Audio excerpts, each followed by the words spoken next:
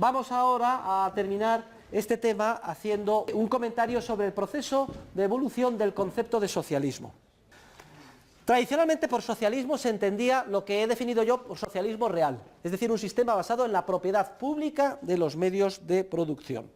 Y de hecho, esa es la definición de socialismo que utiliza Mises en su obra ya clásica, Crítica del socialismo, que se publica en el año 1922, la primera edición y 10 años después la segunda. ¿Y es que estaba Mises equivocado? No, es que en ese primer tercio del siglo XX, cuando se hablaba de socialismo, se entendía siempre socialismo real de origen marxista, o soviético, de los soviets. Bien, sin embargo, esta definición, sistema basado en la propiedad pública de los medios de producción, es una definición civilina, no dice basado en el tiro en la nuca, la coacción, pero eso es lo que significa la propiedad pública de los medios de producción, significa que está prohibida la propiedad privada y por tanto el intercambio voluntario y el libre ejercicio de la función empresarial. Todo está organizado desde arriba en base a mandatos coactivos, es decir, toda la economía, como decía Lenin, organizada como si fuera el Ministerio de Correos e impuesta por la fuerza de la policía. Esa definición, propiedad pública de los medios de producción, es una definición que desde el punto de vista científico enseguida se manifestó ser muy poco satisfactoria. Primero, porque es una definición estática. Habrá socialismo si existe o no propiedad pública de los medios de producción. Segundo, porque para definir si hay o no socialismo es necesario con carácter previo entender lo que es la categoría jurídica de lo que es la propiedad privada o la propiedad pública y la categoría económica de lo que son los medios de producción. Es preciso, por tanto, abrir la ventana para que entre el oxígeno de la concepción subjetivista y dinámica del mercado. Lo importante no es tanto si hay o no propiedad pública sobre una categoría económica, medios de producción, sino identificar de manera transparente la esencia del socialismo. Y la esencia del socialismo en términos dinámicos es la coacción. La coacción es una acción humana que consiste en violentar a los demás para que hagan no lo que ellos quieran, sino lo que quiero yo. Forzarles, imponerles por la fuerza, ya saben, violencia física o amenaza de violencia física. Y así, hacia los años 80 del siglo pasado, se produce un avance muy importante en la definición y en la concepción del socialismo, básicamente de la mano de Hans Hermann Hoppe. Entonces Hoppe escribe un libro titulado Teoría del socialismo y del capitalismo, que supone un avance, como digo, significativo en la concepción del socialismo, porque ya define el socialismo no en función de si existe o no propiedad pública de los medios de producción, sino que se fija en la coacción. Define el socialismo como todo sistema de agresión o coacción institucional en contra de el derecho de propiedad. Ya no es propiedad pública de los medios de producción, sino si hay coacción institucional contra el derecho de propiedad. Y eso es un avance muy grande porque ya es una definición dinámica. ¿Hay coacción o no hay coacción? Son contra el derecho de propiedad. Sin embargo, aun siendo un avance importante esta definición, a mí no me pareció del todo perfecta y veía que seguía faltando algo. No hacía más que darle vueltas y me acuerdo que un día paseando por la playa en Mallorca se me encendió la bombilla empresarial y vi claro que faltaba lo siguiente en la definición. El problema no es detectar si hay coacción contra la propiedad privada, el derecho de propiedad, porque eso exige que previamente nos pongamos de acuerdo en qué es el derecho de propiedad, cuál es el derecho de propiedad justo. Previamente a una institución jurídica está el proceso espontáneo de interacciones humanas. Entonces, ¿qué es lo que se coacciona en última instancia? La coacción o la violencia es contra la acción humana de los otros seres humanos, que básicamente se plasma en su capacidad de creatividad y coordinación empresarial. Es el ejercicio de la empresarialidad, del in emprendo preendi prensum, que significa descubrir, ver, darse cuenta de las oportunidades que surgen en el entorno y actuar en consecuencia para aprovecharse de las mismas, que de alguna forma plasma la esencia más típica de lo que es el ser humano, la naturaleza más esencial de lo que es el hombre, lo que por naturaleza mejor nos caracteriza, nuestra capacidad de actuar empresarialmente. Por tanto, debemos de fijarnos si hay un sistema organizado de forma institucional para coaccionar nuestra acción humana o si no lo hay. Y entonces, de alguna forma, doy el último paso y completo, a partir de la primera edición de mi libro, del que tienen ustedes, que se publica en el año 92, el socialismo, definiéndolo de una manera generalizada como todo sistema de agresión institucional en contra del libre ejercicio de la función empresarial. Es cierto que la interacción humana empresarial a través del orden espontáneo se plasma en una serie de comportamientos pautados de los que surge el derecho y en concreto el derecho de propiedad, sin duda alguna. Pero la acción humana de tipo empresarial es previa al derecho y la coacción es previa, en ese sentido puede serlo, a su plasmación jurídica. Y por eso llego a la definición que es la que hemos utilizado en clase. El socialismo lo debemos de entender como todo sistema de agresión institucional contra lo que sería el origen del proceso evolutivo que se plasma en forma de derecho de propiedad, que es la acción humana o la función empresarial. Más que definir el socialismo como hace Hoppe, coacción contra la consecuencia evolutiva del proceso, el derecho de propiedad, yo defino el socialismo como coacción contra la acción humana misma o función empresarial misma que encarna la naturaleza por antonomasia del ser humano. Y esta definición es la más dinámica, es la operativamente más eficaz porque es la más general, es una definición general y por tanto muy potente.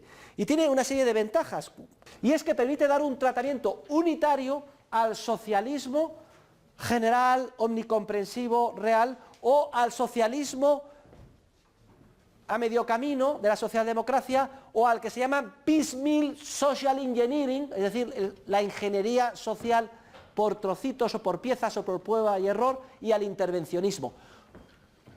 Cualquier medida coactiva, en la medida en que incida en el cuerpo social, no importa que sea parcial en una parcela concreta, o que sea más o menos profunda, o que sea más general, o completamente general, producirá en el ámbito en el que incida, y precisamente en la medida en que sea efectiva, todos los efectos típicos del socialismo que hemos estudiado juntos en las clases anteriores.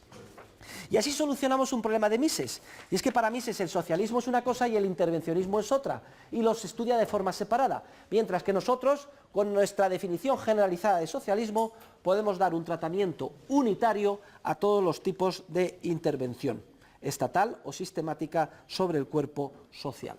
Esa es la gran ventaja desde el punto de vista científico y operativo de la definición de socialismo que proponemos. Y terminamos este tema con dos epígrafes. Uno es el relativo a la inanidad de los conceptos idílicos de socialismo. Y es que desde la caída del muro de Berlín no les escapa a ustedes la realidad de que los socialistas pues han perdido su bandera y están totalmente despistados. El ideal que tenían ellos lo veían plasmado en las economías de tipo soviético. Prácticamente la mitad de la población del mundo estaba subyugada, había lo que se llamaba la Guerra Fría, los dos sistemas, la economía de mercado frente al sistema socialista. Es cierto que la economía de mercado dejaba mucho que desear, estaba muy intervenida, etcétera, pero era clara la diferencia. Cuando se desmorona el muro de Berlín y desaparece el socialismo, ya pierden su referente. Los socialistas, los progresistas, los que quieren. Entonces, ahora hay que buscar otra bandera para, de alguna forma, justificar el intervencionismo del Estado. Para, de alguna forma, poder yo seguir definiéndome como socialista. Y entonces surgen todo tipo de definiciones y de conceptualizaciones idílicas de socialismo. Pasa a definirse el socialismo de una forma vaga. Por ejemplo, el socialismo es la armonía social, la unión armoniosa del hombre con la naturaleza, o se entiende por socialismo la maximización del bienestar social. O el socialismo es buenismo, o sea, lo bueno es el socialismo, ¿no? La igualdad, lo bueno, bien. Pero vamos a ver, al margen de todo esto, eso que usted defiende, ¿en qué se plasma? ¿En qué medidas concretas? ¿Y pretende o cree que por ser eso tan bueno está justificado que se pueda imponer por la fuerza desde arriba a todos? ¿Sí o no? Aclare eso, si hay coacción o si no hay coacción. Primero, aclárese usted su confusión mental de lo que pretende. Y segundo, ¿quiere imponerlo por la fuerza? De esta forma lograremos desenmascarar en cada caso cuando estamos ante un caso de confusión mental o ante un caso de simple y burdo oportunismo o, lo que suele ser más habitual, un procedimiento para enmascarar con un maquillaje atractivo la agresión institucional que se quiere seguir ejerciendo. ¿Y la bandera antes qué era? Pues conseguir el socialismo real. ¿Ahora la bandera qué es? Pues el calentamiento global. Eso justifica todo. Justifica impuestos, prohibir que usted consuma, que no comamos vacas. Una nueva bandera para imponer por la fuerza. Porque si no se impone por la fuerza y es todo voluntario, no hay problema de socialismo. Lo que caracteriza al socialismo es la coacción. Siempre busquen ustedes si al final es coacción o no, que se quiere imponer por la fuerza del Estado. Y la conclusión del tema es, ¿podrá rehabilitarse algún día el término socialismo? Porque si van ustedes a los países del este de Europa y hablan de socialismo, es que es el término que está más destruido, más corrompido, que tiene un sentido más peyorativo. Nadie quiere ni oír hablar del socialismo. Se les ha estado vendiendo el ideal socialista durante generaciones y no saben ustedes lo que han sufrido. En Occidente, como no hemos sufrido tanto, nos dejamos manipular más. Pero ¿algún día se podrá rehabilitar el término socialismo? De manera que quepa definirse como socialista una persona honesta, una persona que entienda cómo es el proceso espontáneo, como aquello que impulsa la sociedad, la civilización, la armonía. ¿Cuál es ese sistema? Pues está claro que el capitalismo, que la economía de mercado, que el orden espontáneo de cooperación social. Solo si se llega a producir este cambio semántico y el día de mañana se empieza a entender por socialismo un orden basado en la propiedad privada de los medios de producción, el intercambio voluntario, el orden espontáneo del mercado, etcétera, es decir, si se entiende por socialismo lo que incluso hoy en día se considera que es lo contrario del socialismo, podrá rehabilitarse el término. Si no, está condenado pues a enmascarar, como llaman los anglosajones, a través de una visual word, es un término comadreja, con una cáscara atractiva, lo que no es sino un contenido perverso. Como las comadrejas son capaces, haciendo un pequeño agujerito en un huevo, en absorber el contenido dejando la cáscara intacta. Entonces, una palabra comadreja es aquella que ha sido su contenido totalmente prostituido. Por ejemplo, el término socialismo, absorbiendo, o el término democracia, o el término, su contenido, dándole un contenido que es justo el contrario y manteniéndole el envoltorio para que pique a la gente. De todas maneras, este proceso de evolución semántica, que no sabemos si se dará o no, un servidor de ustedes ya ha empezado en sus últimas obras, los últimos años, a tratar de impulsarlo. De tal manera que yo cada vez hablo menos de socialismo, que induce a error. Muchas personas piensan que me estoy refiriendo a conceptos de tipo político, y para mí tan socialista es Rajoy como Zapatero, etc. Y además, como científico, tengo que procurar impulsar la evolución de la comprensión del mundo en función de cómo yo creo que es la verdad científica. Entonces, cada vez hablo menos de socialismo y estoy empezando a hablar cada vez más de estatismo. Es que es el estatismo, en la medida en que encarna el ejercicio coactivo y sistemático de la violencia, el que produce todos los efectos negativos que hemos visto para el socialismo. Veremos si soy capaz, o si la evolución de los acontecimientos futuros va en esta misma línea, y en estas mismas clases, dentro de 10, 15 años, todo el análisis lo hago en relación con el estatismo. Y el libro, en vez de titularse Socialismo, Cálculo Económico y Función Empresarial, lo titulamos Estatismo, Cálculo Económico y Función Empresarial. Porque en última instancia es la utilización sistemática de la violencia que encarna el Estado la que produce todos los efectos negativos que estamos viendo.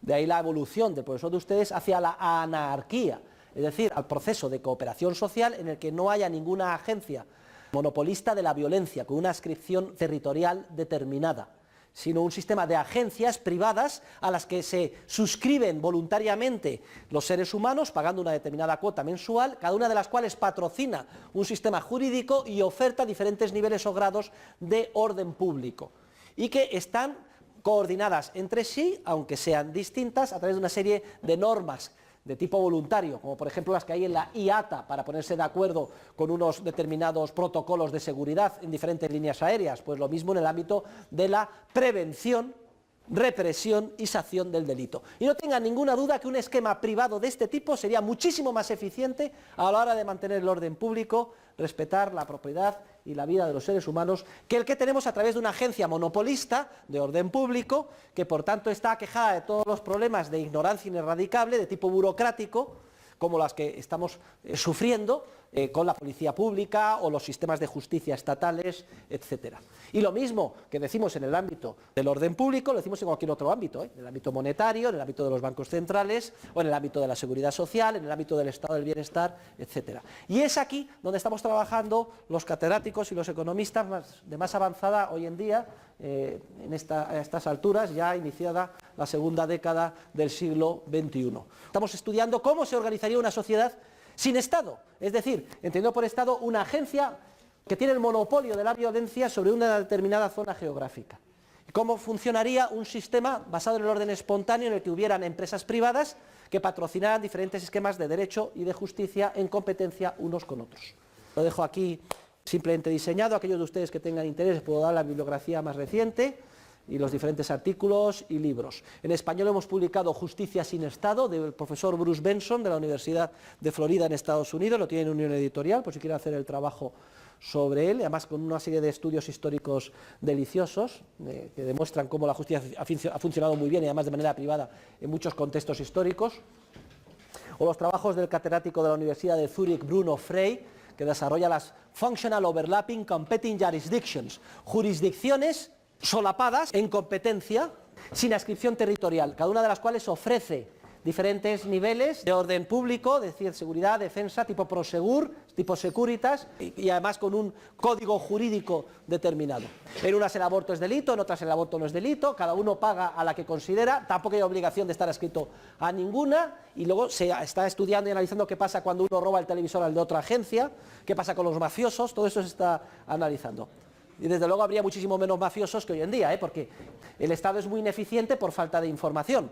Y de hecho, después de 30 años, ¿usted cree que en un proceso de mercado privado duraría una mafia durante 30 o 40 años? Vamos, es que eso es el colmo de la ineficiencia. No, un sector privado acabaría con las mafias de manera mucho más rápida, eficiente, barata y justa, que es lo más importante.